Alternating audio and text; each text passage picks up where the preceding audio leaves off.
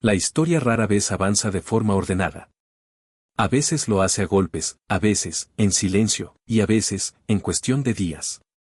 Europa, en la primavera de 1940, vivía uno de esos momentos.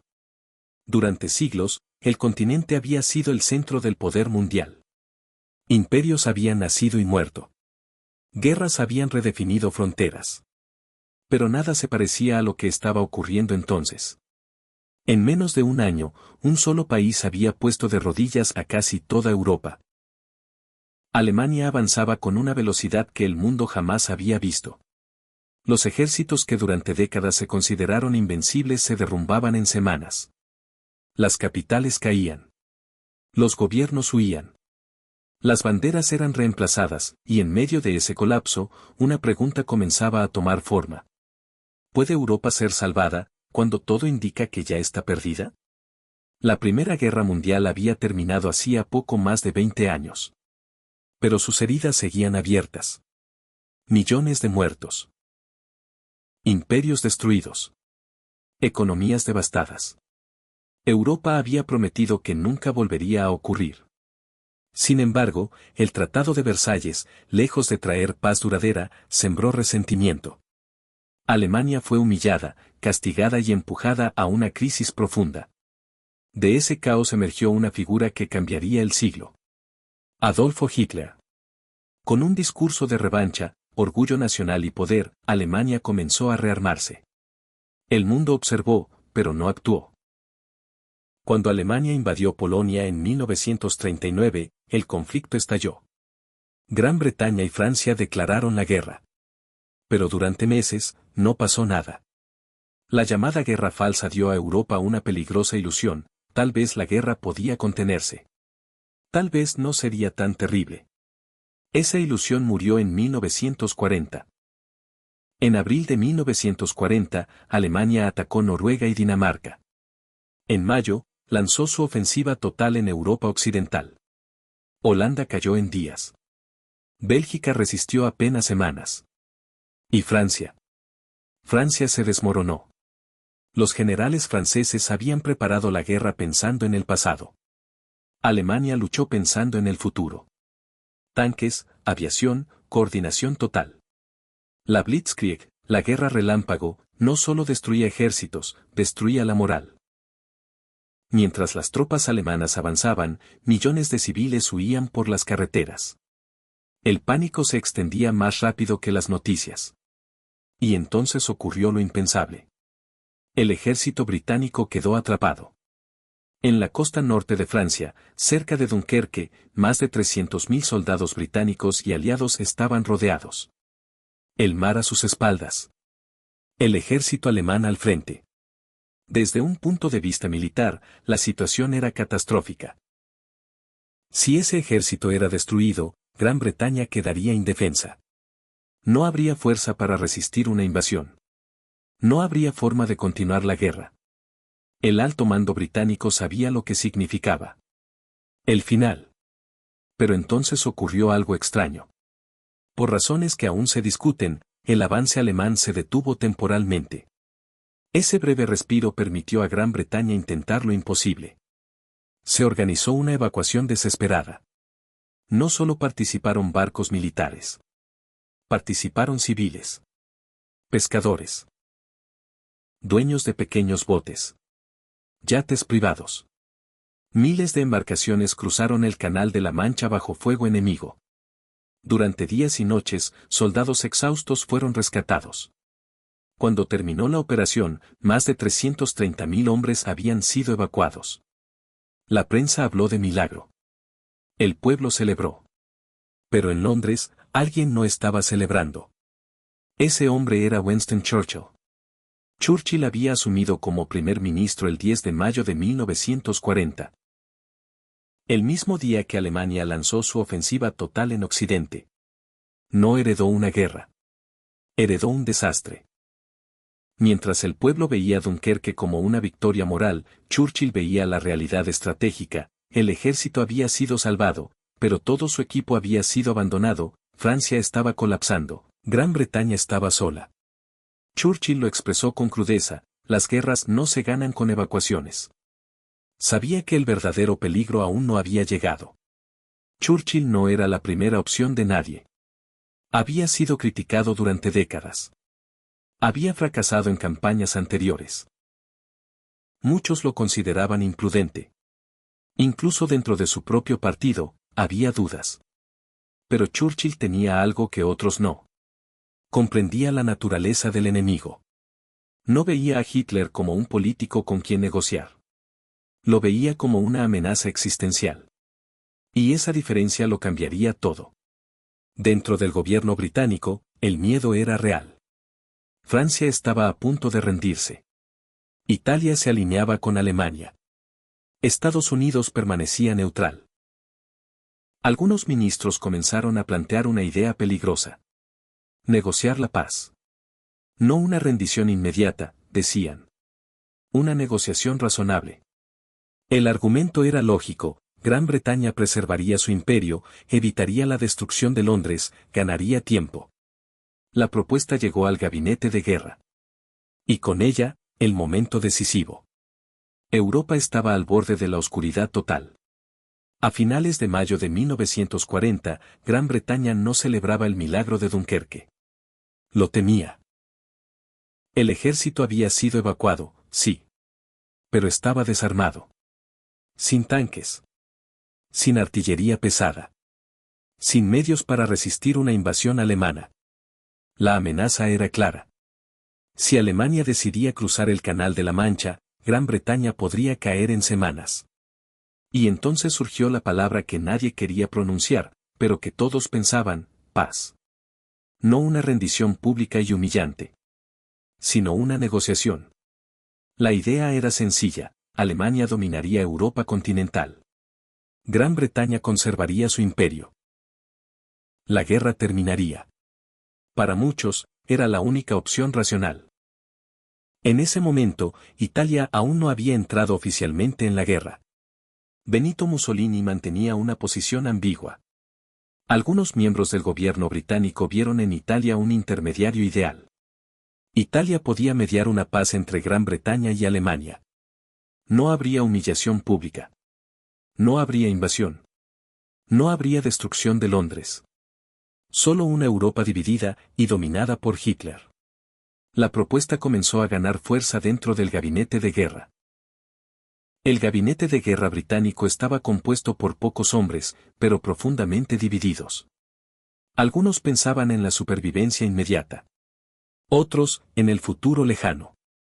Para los partidarios de la negociación, la lógica era aplastante: Francia estaba perdida, Gran Bretaña estaba aislada, Estados Unidos no intervendría, la Unión Soviética era aliada de Alemania, resistir parecía un acto suicida.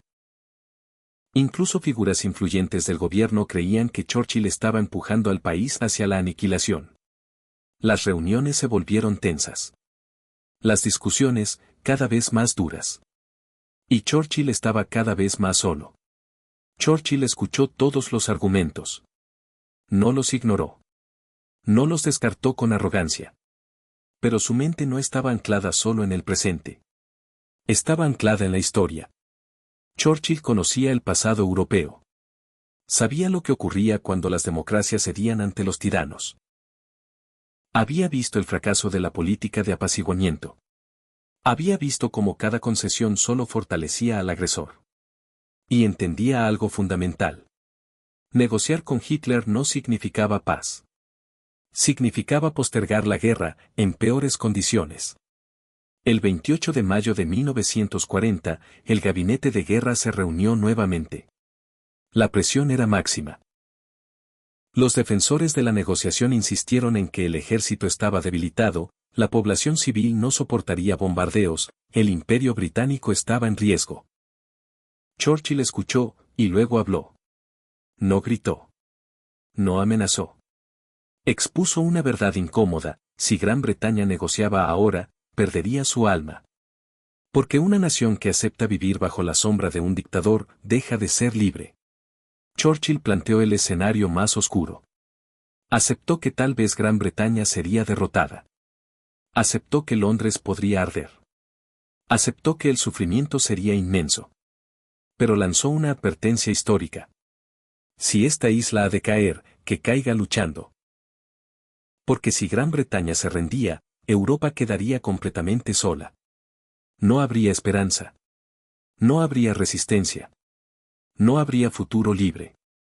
Ese día, Churchill tomó la decisión más importante de su vida política. Gran Bretaña no negociaría con Hitler. No habría intermediarios. No habría conversaciones secretas. No habría compromisos. La guerra continuaría. Aunque estuvieran solos. Aunque pareciera imposible. Aunque el mundo dudara. Poco después, Churchill se dirigió al Parlamento. No prometió victoria. No prometió seguridad. Prometió lucha.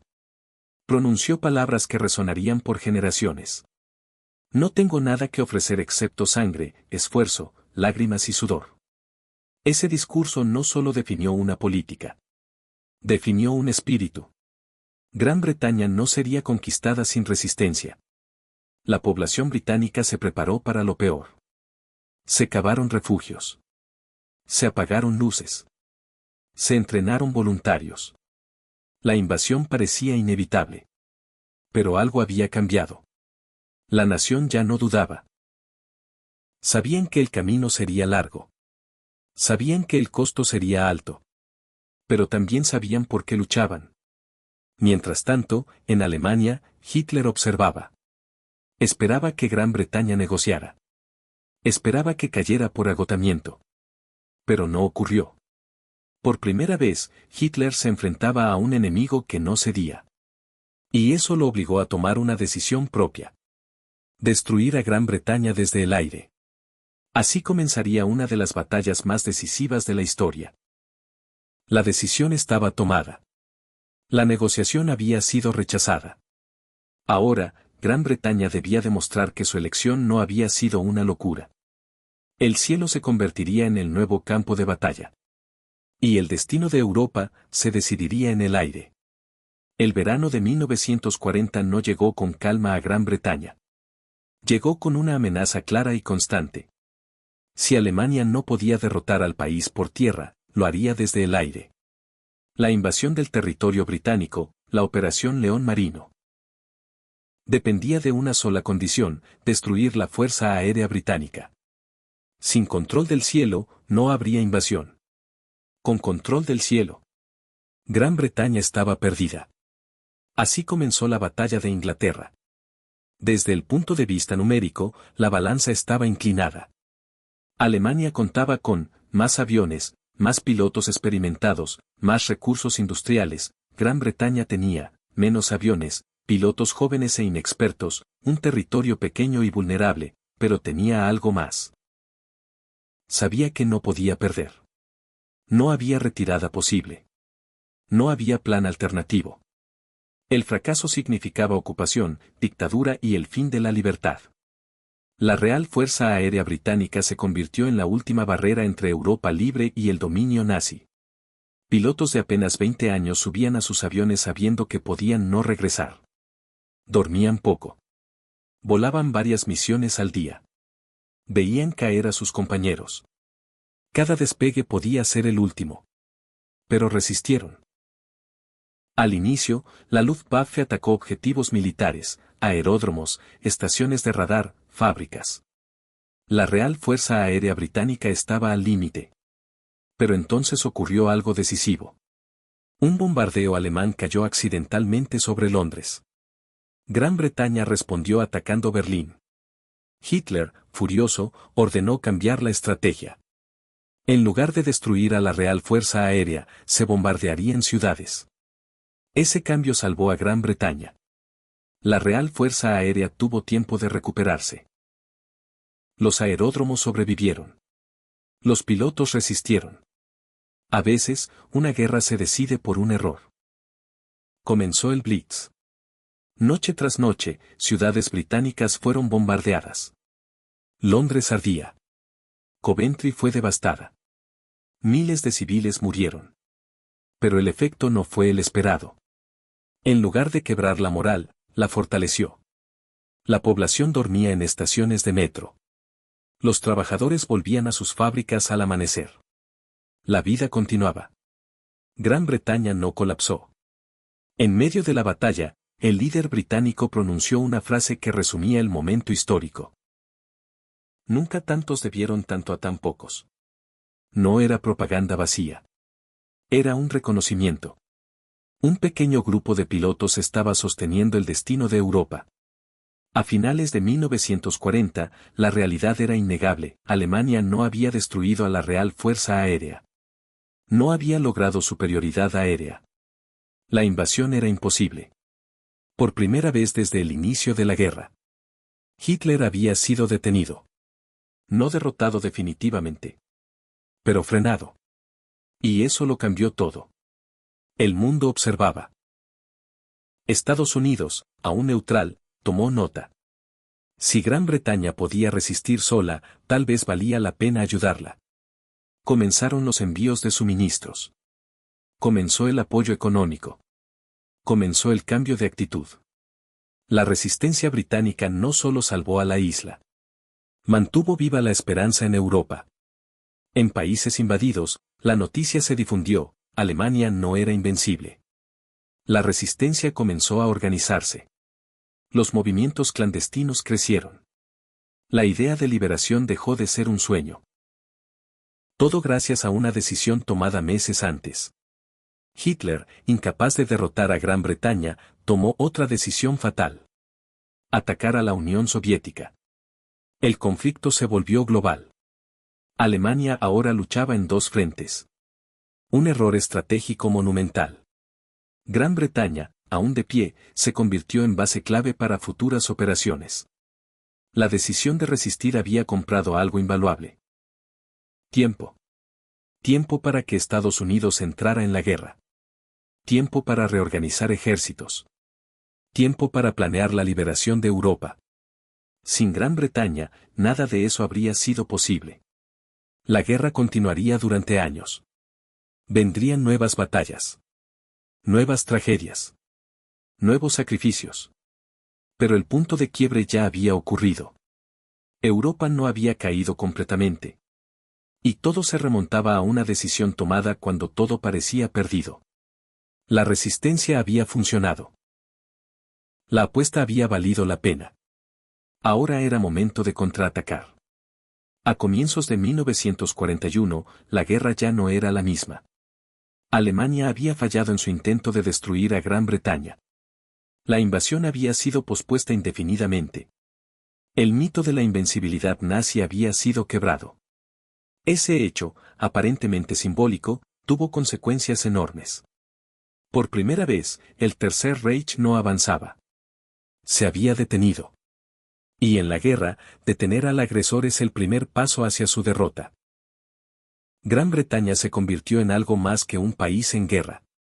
Se transformó en refugio de gobiernos exiliados, centro de inteligencia, base militar clave. Desde Londres operaban franceses libres, polacos, belgas, holandeses. Europa, aunque invadida, no había sido silenciada. Si Gran Bretaña hubiera negociado en 1940, todo eso habría desaparecido. La resistencia británica tuvo un efecto decisivo en Washington. Estados Unidos observó con atención. Una democracia resistiendo sola, un pueblo que no se rendía, un liderazgo decidido. Poco a poco, el apoyo aumentó: préstamos, suministros, tecnología, hasta que finalmente, tras Pearl Harbor, Estados Unidos entró en la guerra.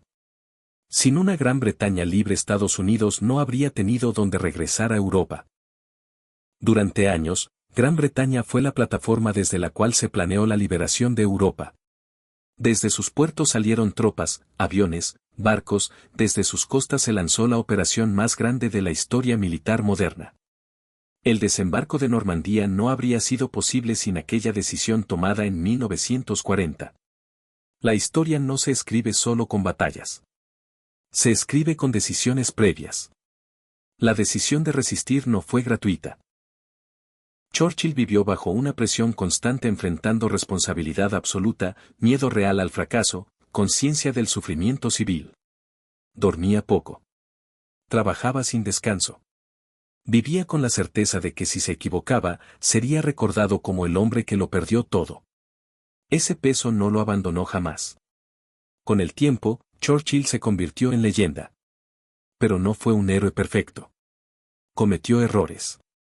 Tomó decisiones discutibles. Fue criticado incluso después de la victoria. Y aún así, cuando llegó el momento más oscuro, cuando todo indicaba que rendirse era lógico, cuando la historia parecía cerrarse, eligió resistir. La historia plantea una pregunta inquietante. ¿Qué habría pasado si Gran Bretaña negociaba en 1940? La respuesta es escalofriante: Europa completamente bajo dominio nazi, sin frente occidental, sin liberación, sin equilibrio posterior. El mundo que conocemos no existiría. Europa fue liberada, sí. Pero el precio fue inmenso. Ciudades destruidas, millones de muertos, generaciones marcadas. Nada de eso se niega, pero sin resistencia, el costo habría sido aún mayor. La libertad no fue gratuita. Fue defendida. Tras ganar la guerra, Churchill perdió las elecciones. El pueblo británico eligió otro camino político. Fue una ironía histórica. El hombre que había salvado a Europa no fue recompensado con el poder. Pero su lugar en la historia ya estaba asegurado. La historia no siempre recompensa a quienes hacen lo correcto. Pero siempre recuerda a quienes decidieron cuando nadie más se atrevía. La decisión de resistir en 1940 no fue popular. No fue segura. No fue cómoda. Fue necesaria. Europa no fue salvada por una sola batalla. Ni por una sola nación. Ni por un solo hombre. Pero sí hubo una decisión sin la cual nada habría sido posible. Cuando negociar era tentador. Cuando rendirse parecía lógico. Cuando resistir parecía una locura. Winston Churchill eligió resistir. Y al hacerlo, salvó a Gran Bretaña. Mantuvo viva la esperanza. Y permitió que Europa tuviera un futuro. ¿Crees que Churchill tomó la decisión correcta? Déjalo en los comentarios. Y si te gustó este video, suscríbete, dale like y activa la campanita porque vienen más historias que cambiaron el mundo.